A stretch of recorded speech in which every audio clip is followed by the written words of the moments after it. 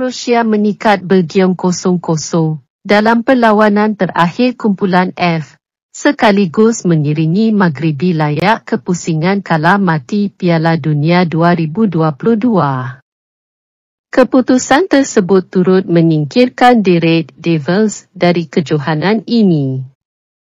Babak pertama menyaksikan pemain sayap Spurs, Ivan Perisic mengancam gawang The Red Devils menerusi satu percubaan jauh pada minit pertama.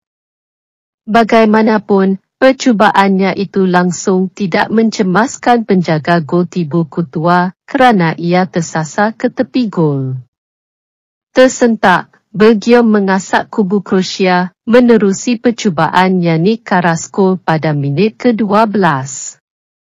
Carrasco yang mendapat hantaran penyerang veteran Dries Mertens berjaya dinafikan penjaga gol Dominik Livakovic.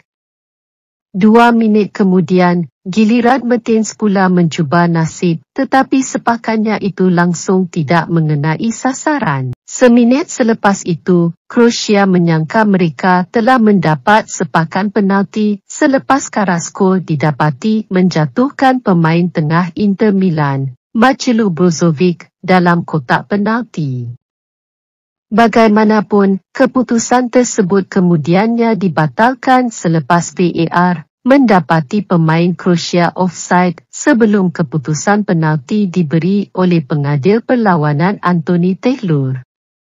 Perisic terus menggugat pertahanan Belgium menerusi satu gerakan yang diatur Brozovic. Selepas percubaan awalnya disekat pertahanan The Red Devils, pemain sayap Spurs itu menghantar bola kepada Borna Sosa sebelum pemain VfB Stuttgart itu melurungkan bola kepada Marco Livaja. Bagaimanapun, tandukan Livaja pada minit ke-33 tidak menepati sasaran. Pada minit akhir babak pertama, Kevin De Bruyne melakukan hantaran jauh terhadap Mertens, tetapi berjaya disekat oleh Livakovic.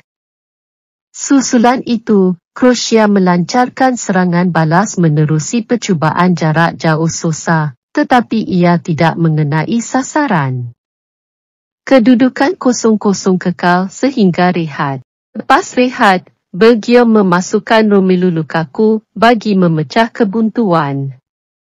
Penyerang Inter Milan itu mula menguji Livakovic menerusi satu tandukan pada minit ke-49 selepas menerima hantaran De Bruyne, tetapi bola tandukannya berjaya ditangkap kemas penjaga gol Dinamo Zagreb itu.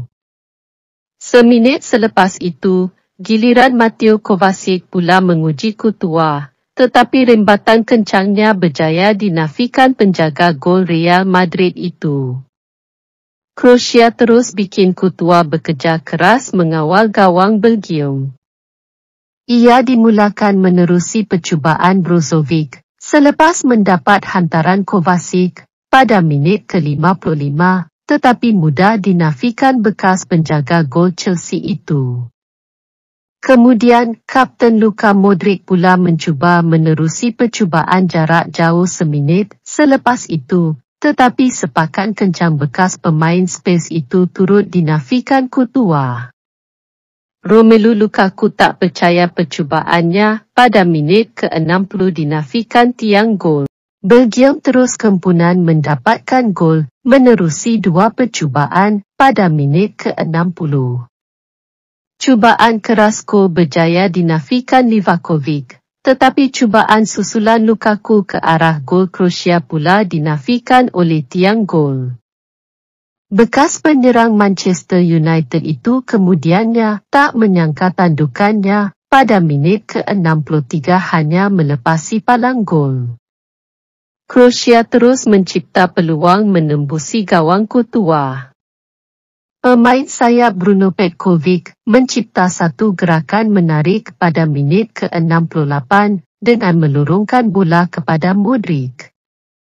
Pemain tengah Real Madrid itu kemudian membuat satu lagi percubaan jarak jauh ke arah gawang Belgium, tetapi berjaya ditangkap Courtois.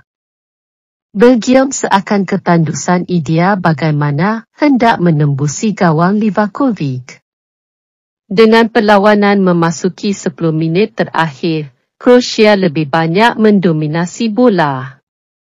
Lukaku terus mengecewakan penyokong Belgium apabila gagal menolak bola sepakan Thomas Müller ke arah gol Kroasia pada minit ke-87. Penyerang Inter Milan itu kemudiannya mendapat peluang keemasan untuk membantu Belgium layak menerusi tandukan pada minit ke-89.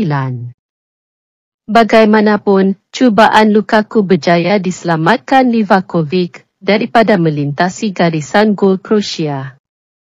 Keputusan 0-0 kekal sehingga tamat perlawanan, dengan Kroasia layak ke pusingan kedua, dan Belgium pula tersingkir dari Piala Dunia. Kroasia mengiringi Maghribi ke pusingan kala mati susulan kemenangan Singa Atlas ke atas Kanada dan bakal bertemu juara kumpulan F bagi menentukan pasukan mana layak ke suku akhir.